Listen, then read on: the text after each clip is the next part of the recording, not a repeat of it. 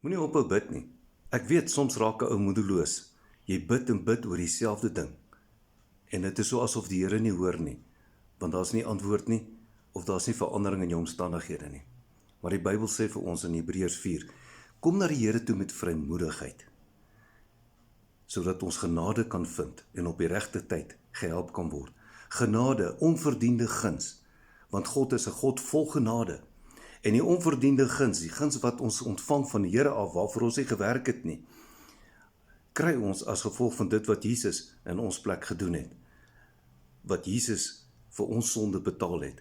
So kom na die Here toe met vrymoedigheid, omdat hy 'n God vol liefde is, en omdat hy ooreenkoms met ons gemaak het, sy kinders.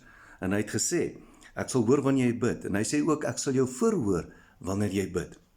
Daniël het aangehou bid, en die engel verskyn aan hom na 21 dae, en sê vir Daniël, die Here het jou reeds gehoor, die eerste dag toe jy gebid het. En dit is die God wat ons dien. Hy hoor wanneer ons bid, en hy wil ons help. So kom ons hou vas, hou nie op bid nie, want die Bybel sê ons vir ons, volhard in die gebed, sodat ons op die regte tyd gehelp kan word, sodat ons genade kan ontvang van die Here.